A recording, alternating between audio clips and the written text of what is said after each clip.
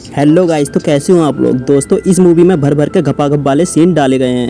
तो चलिए video start करते हैं। मूवी के शुरू में हमें एक लड़की को दिखाया जाता है जिसका नाम मैडलिन होता है और मैडलिन लॉन्ड्री का काम करती है। देखने में मैडलिन बहुत ही खूबसूरत होती है और जवानी से भरी हुई होती है और एकदम रस भरी होती है, जो भी छूले उसका पानी निकल जाए। मैडलिन एक असाइलम में काम करती है और इस असाइलम में एक बहन का लोड़ा कैद था जो सिर्फ गंदी कहानियाँ लिखता था और इसका नाम मार्लिन होता है।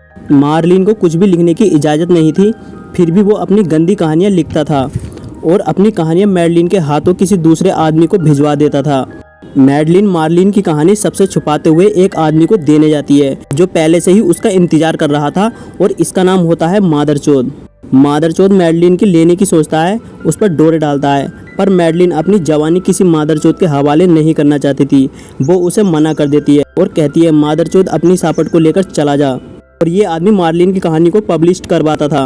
मार्लिन की कहानियाँ सब लोगों को पसंद आने लगी थी, लेकिन उस वक्त गंदी कहानियाँ पढ़ना अलाउ नहीं था और ये बात राजा को पता चल जाती है और राजा हुक्म देता है कि सारी किताबों को जला दो, एक भी किताब नहीं बचनी चाहिए, वरना मैं तुम्हारी सुरंग में गरम गरम सरिया डलवा दूंगा। राजा अपने आदमियों से मार्लिन को मारने का हुक्म सुनाता है, पर राजा का सलाहकार कहता है अगर हमने अभी उसे मार दिया तो वो जनता के सामने महान बन जाएगा, इसलिए वो उसे मारने का एक दूसरा प्लान बनाते हैं। वो एक डॉक्टर को वहाँ भेजने की योजना बनाते हैं जो बहुत ही हरामी होता है। वो लोगों को बहुत बुरी तरह से ट्रीट करता था। इधर क्रिस्ट मैडलिन को लिखना और पढ़ना सिखाता है। मैडलिन ने सोच रखा था कि मैं अपनी जवानी कर इसे ही पिलाऊंगी। मैडलिन क्रिस्ट को प्यार करती थी। तभी मैडलिन अपनी कहानी दोस्तों को सुनाती है और उन्हें मैडलिन की कहानी बहुत पसंद आती है। तभी मैडलिन उनके साथ खेलने लगती है। इधर एक टकला हॉल में से मैडलिन के खरबूजों को देखकर अपनी सापट के साथ मजे ले रहा होता है, क्योंकि मैडलिन बहुत ही सुंदर थी। जो भी उसे देखे बस देखता ही रह जाए। मैडलिन सबको कपड़े देने के लिए जाती है। जैसे ही मैडलिन मार्लिन के पास जाती है, वो उसका हाथ पकड़ लेता है और उसे अंदर आने के लिए कहता है। मैडलिन अंदर चली जाती है। मार्लिन अपनी बिकी हुई किताबों के कुछ पैसे मैडलिन को देता है। मैडलिन कहती है तुम्हारी सारी किताबें बिक चुकी हैं। तभी मार्लिन कहता है मेरे पास सिर्फ एक किताब बची है, लेकिन हर पेज के लिए मुझे एक किस देनी होगी। मैडलिन उसे हर पेज पर एक किस देने के लिए तैयार हो जाती है और मार्लिन की किस करते हुए उसकी गिल्ली खड़ी हो जाती है। जैसे ही उसकी मौसमी पर हाथ रखने वाला होता है, तभी कृष्ण आ जाता है।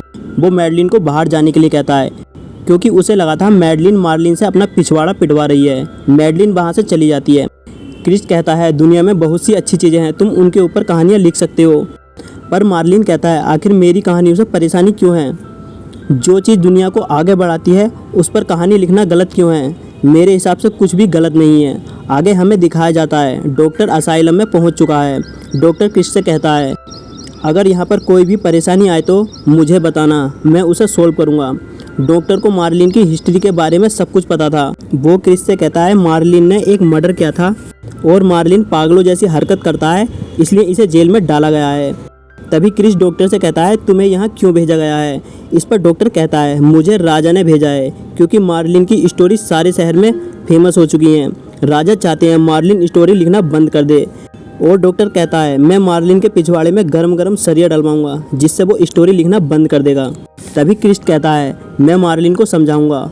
और क्रिस्ट मार्लिन के पास जाता है। वो उससे कहता है अगर तुमने लिखना नहीं छोड़ा तो हम तुम्हारे लिखने का सारा सामान यहाँ से निकलवा देंगे। इस पर मार्लिन झूठा वादा कर देता है कि मैं अब स्टोरी नहीं लिखूंगा। तभी क्रिस्ट डॉक्टर के पास जाता है। क्रिस्ट उससे कहता है कि मार्लिन अब गंदी कहानियाँ नहीं लिखेगा। क्रिस सोचता था कि मार्लिन के दिमाग में जो गंदगी है लिखने से निकल जाएगी। डॉक्टर क्रिस की बातों पर भरोसा कर लेता है और डॉक्टर एक लड़की से शादी करने के लिए चला जाता है। तभी एक लड़की को दिखाया जाता है जिसका नाम सिमोन होता है। सिमोन से मदर कहती है तुम्हें डॉक्टर से शादी करनी होगी, वरना तुम्हारे खरबूजे भी हमारी तरह पककर सूख जाएंगे, यानी तुम्हें भी नन बनना होगा। बेहतर यही है कि तुम डॉक्टर के साथ अपना पानी निकालो। सिमोन डॉक्टर से शादी कर लेती है। सिमोन भी एकदम पटाखा होती है, जो भी देखे अपना हिलाने लग जाए। डॉक्टर सिमोन को लेकर जाने लगता है और मन ही मन कहता है अपने केले को तुझे छील कर खिलाऊंगा, तेरे खरबूजों पर अपना रस टपकाऊंगा। तभी सिमोना कहती है मादरचोद तेरी गिल्ली में इतना दम नहीं जो मेरी गुफा से पानी निकाल सके।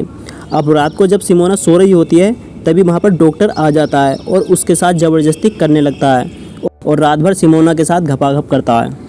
अगले दिन दोनों की शादी की चर्चा सारे शहर में हो रही थी कि सिमोना डॉक्टर से आधी उम्र की थी। अब इस बात का मार्लिन को पता चल जाता है कि डॉक्टर ने कम उम्र की लड़की से शादी की है। मार्लिन उनके ऊपर प्ले स्टोरी लिखता है और एक प्ले को दिखाया जाता है जिसे मार्लिन ही करता है। मार्लिन इस स्टोरी में डॉक्टर और सिमोना की कहानी बताता है। ये देखकर डॉक्टर की झांटें सुलग जाती हैं। इधर एक टकला मैडलिन को पीछे से पकड़ लेता है, पर मैडलिन उसके मुंह पर प्रेस रख देती है जिससे वो जल जाता है। तभी वहाँ पर क्रिस आ जाता है और वो उसे बचा लेता है।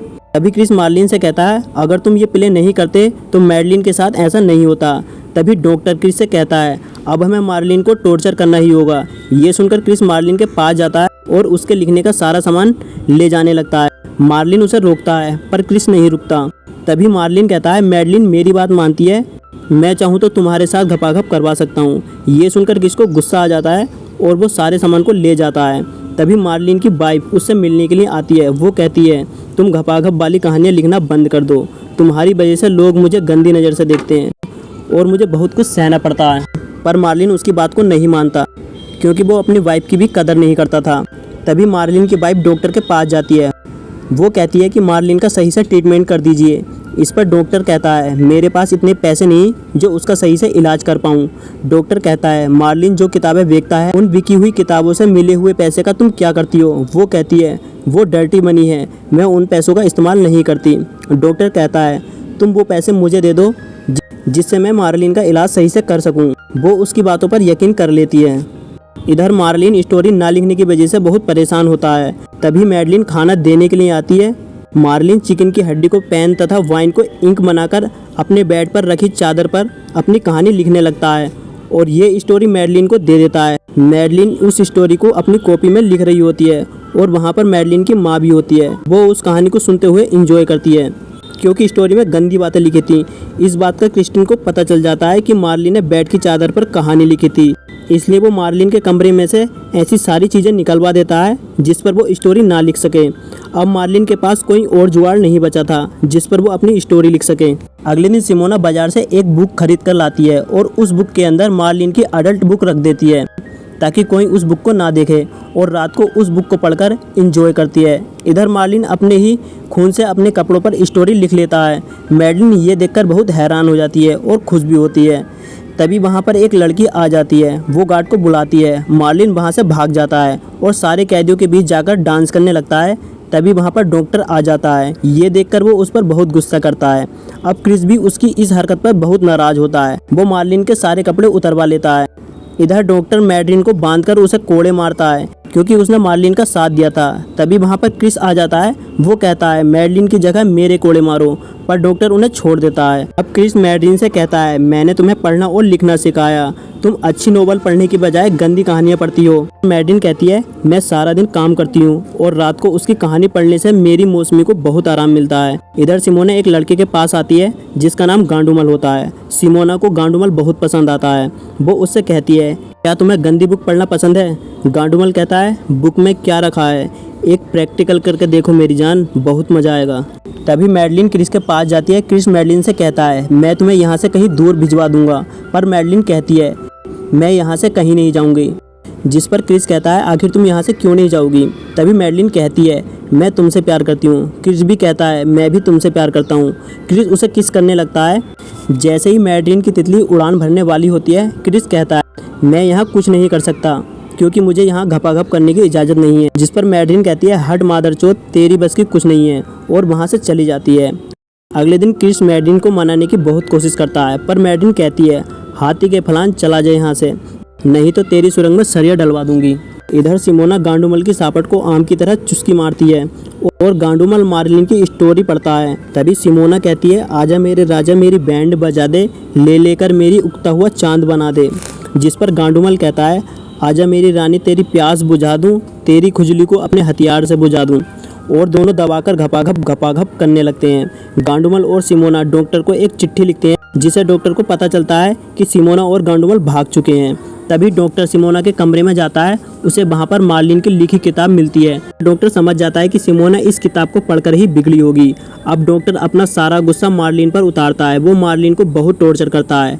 मैडलिन को ये देखकर बहुत दुख होता है। अब मैडलिन मार्लिन के पास जाती है। वो उससे स्टोरी लिखने के लिए कहती है। मार्लिन कहता है, मेरी पूरी तरह से फट चुकी है, अब मैं स्टोरी नहीं लिख सकता। पर मैडलिन कहती है, तुम हार मानने वाले इंसानों में से नहीं हो, तुम एक पावरफुल गांडू हो। ये सुनकर उसकी झांटें खड़ी हो जाती हैं। मार्लिन अपनी कहानी एक आदमी को सुनाता है और वो आदमी बगल वाले आदमी को सुनाता है और वो आदमी मैडलिन को कहानी सुनाता है। मैडलिन कहानी लिखने लगती है। पर इस असाइलम में पागल लोग रहते थे। जब मार्लिन कहानी सुनाता है तो उसके कुछ शब्द मैडलिन तक आते आते बदल जाते हैं और कहानी में आग का जिक्र होता है। तभी एक पागल आग का नाम सुनकर कैंडल को बेड पर रख देता है और आग लग जाती है और कहने लगता है आग लग गई, आग लग गई। जिससे दूसरे पागल आदमी कहने लगते हैं किसकी गांड फट गई, किसकी गांड फट गई। सभी लोगों को आग लगने की वजह से रिहा कर दिया जाता है। मैडलिन भी वहां से जाने लगती है। तभी मुट्ठन आ जाता है और उसके साथ घपाघप करने की कोशिश करता है। उसकी आवाज़ मार्लिन सुन लेता है और मार्लिन की आवाज़ क्रिस और डॉक्टर भी सुन लेते हैं। क्रिस उसे बचाने के लिए जाते हैं। इधर कुछ पागल मौके का फायदा उठाकर सब लड़कियों के साथ घपाघप करने लगते हैं। मुट्ठन ने मैडलिन को मार दिया था, जिससे क्रिस बहुत रोता है। असाइलम के पास वही आदमी आता है जो कहानी लेने के लिए आता है। वो मैडलिन को आवाज़ देता है पर वहाँ पर कोई नहीं आता। तभी मुट्ठन को डॉक्टर एक पिंजरे में बंद करवा देता है। डॉक्टर क्रिस से कहता है अगर तुम मार्लिन को सही से ट्रीट करते तो मैडलिन की जान नहीं जाती। तभी क्रिस मार्लिन के पास जाता है। वो उसे मैडलिन के बारे में बताता है कि तुम्हारी वजह से मैडलिन की मौत हो गई है। ये सुनकर मार्लिन कहता है मैं गांडू हूँ, मादरचोद हूँ, भड़ुआ हूँ, मुझे ऐसा नहीं करना था। तभी क्रिस मार्लिन को बहुत बुरी तरह से टॉर्चर करता है। पर क्रिस भी बहुत दुखी था और रात को अपने कोड़े मारने लगता है और क्रिस डॉक्टर से कहता है कि मैंने मार्लिन की जीभ को कटवा दिया है। ये सुनकर डॉक्टर बहुत खुश होता है। इधर मार्लिन की भी मृत्यु हो जाती है। अभी क्रिस के मन को शांति नहीं मिल रही थी। तभी वो मैडलिन की लाश के पास जाता है और उसके साथ घपाघप करने लगता है और लाश जिंदा हो जाती है, जिससे क्रिस बहुत खुश होता है। पर जीसस की आंखों से खून निकलने लगता है। दरअसल क्रिश्चियन एक सपना देख रहा था। कुछ दिनों बाद मार्लिन की लिखी हुई बुकों को बेचा जा रहा था क्योंकि उसकी किताबों की डिमांड बहुत ज़्यादा बढ़ने लगी थी। पर क्रिस को पागलों के कमरे में बंद कर देते हैं और वो भी स्टोरी लिखना चाहता है, पर उसे लिखने के लिए कुछ भी सामान नहीं दिया जाता है। तभी मैडलिन की माँ क्रिस को कपड़े देने के लिए आती है और चोरी से कपड़ों के साथ उसे कलम और इंक दे देती है और मूवी यहीं पर एंड हो जाती है। दोस्तों, अगर आपको यह स्टोरी अच्छी लगी हो तो प्लीज़ चैनल को सब्सक्राइब करना ना भूलें।